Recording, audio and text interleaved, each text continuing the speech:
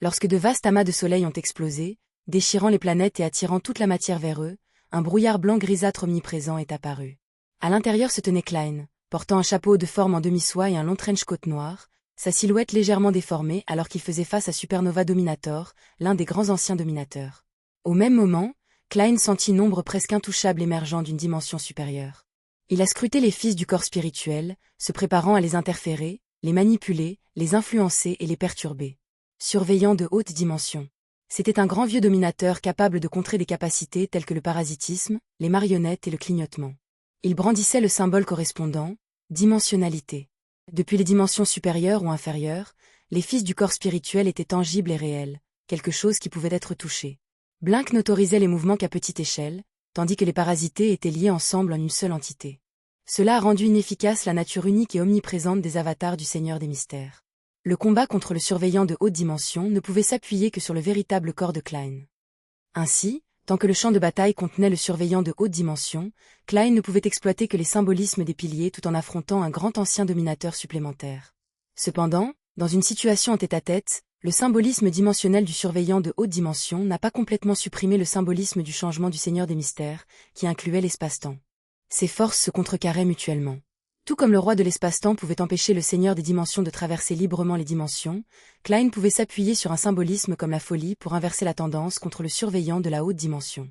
Klein ne pouvait pas vraiment le tuer, mais il pouvait le vaincre, le bannir et lui faire subir des pertes importantes. Outre le surveillant de haute dimension, 3 autres entités pourraient perturber la capacité du Seigneur des Mystères à se manifester sous d'innombrables formes et à combattre plusieurs ennemis simultanément. Monarque de la dégradation, délire inextinguible et fin primordiale.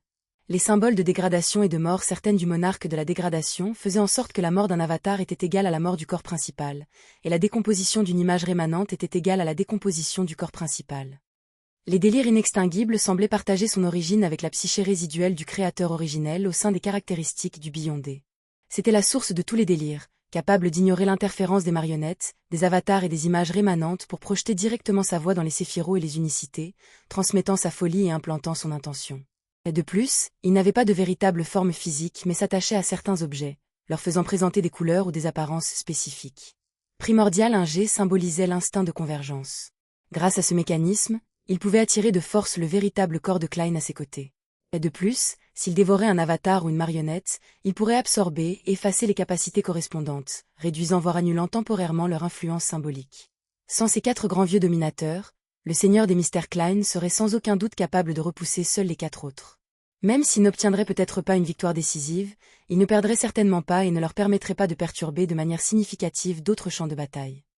Si l'arbre mère du désir était encore complet, en tant que source des malédictions, elle aurait été tout à fait capable de maudire les avatars et les marionnettes pour maudire indirectement le vrai corps. Malheureusement, elle a actuellement perdu cet aspect du symbolisme. Le caractère unique de l'enchaîné et de 2 de ses caractéristiques d'abomination Beyondé était toujours scellé par Klein, et le monde ténébreux a résisté à son influence. Un Gretel Dominator plus orienté vers la réalité comme Supernova Dominator pourrait s'appuyer sur des symboles et des concepts tels que la densité, la gravité et l'attraction pour influencer l'espace-temps et déformer les dimensions. Cependant, pour le Seigneur des Mystères, qui contrôlait le changement et pouvait transformer le mensonge en vérité ou la vérité en mensonge, une simple interférence indirecte était suffisante pour le bloquer sans s'engager directement.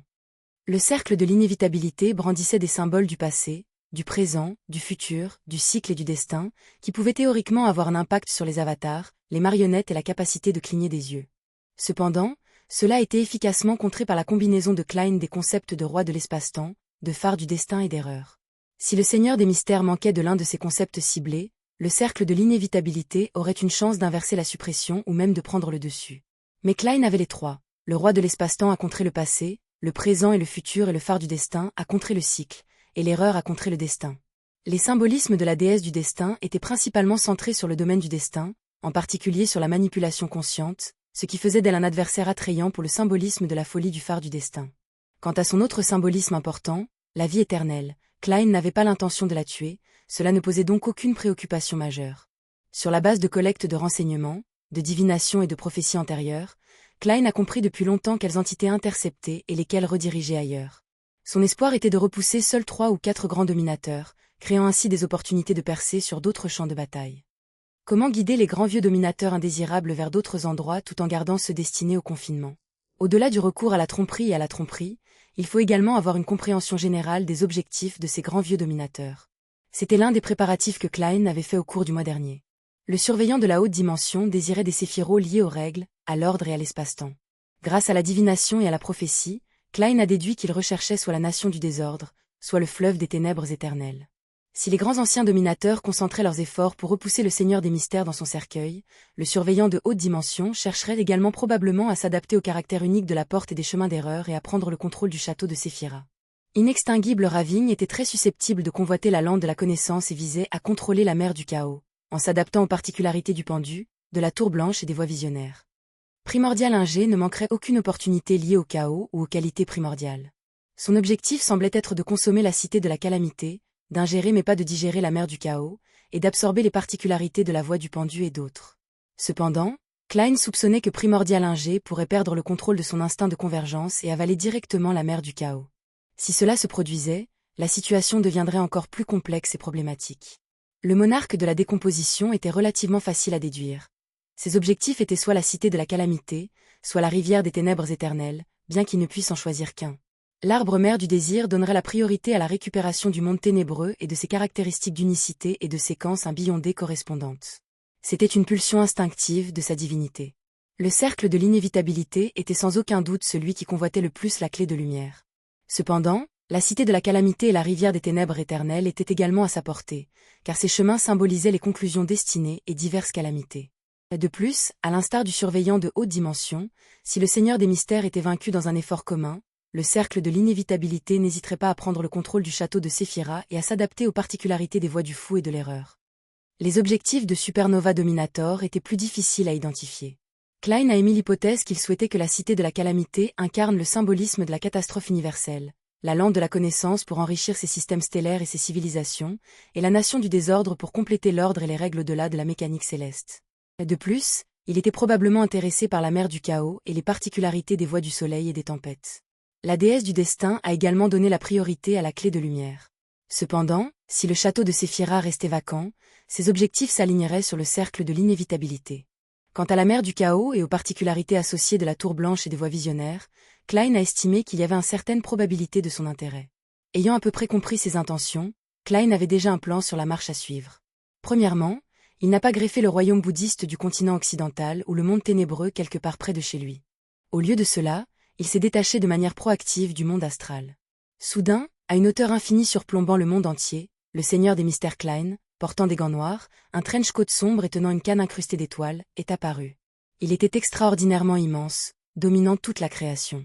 Levant sa main droite, il claqua ses doigts avec un craquement sec.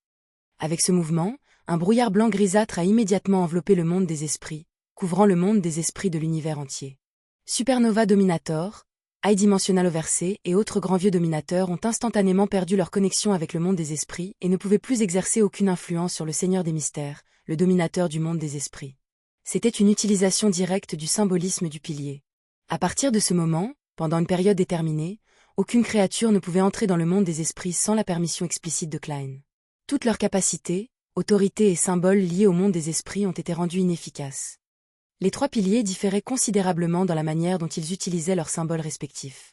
Par exemple, la déesse mère de la dépravation, en tant que dominatrice de la réalité, ne pouvait pas sceller la réalité pour empêcher toute entrée non autorisée ou expulser tous les adversaires.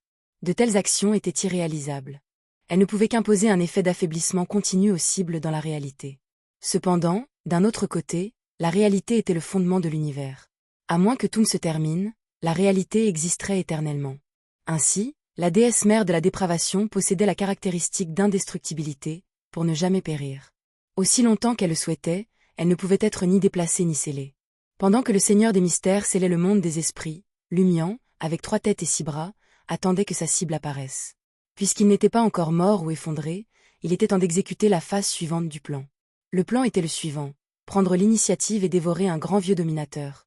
Si les grands anciens dominateurs pouvaient absorber une autre Séphira pour se rapprocher du statut de pilier, lui aussi, les origines du désastre, la calamité de la destruction, le pourrait-il? Est-ce que vous, les grands anciens, manquez de Séphiros en vous-même? Tout ce que vous pouvez faire, je peux le faire aussi. Quant à l'indestructibilité de votre psychisme ou aux conséquences potentielles de votre dévoration, je suis déjà en train de mourir, alors pourquoi devrais-je m'en soucier? Lumian avait depuis longtemps identifié sa cible à cet effet et s'était préparé à l'avance. Par exemple, il avait rétabli le titre de dieu malade au sein de son église malade. Auparavant, le dieu malade faisait référence au monarque de la dégradation.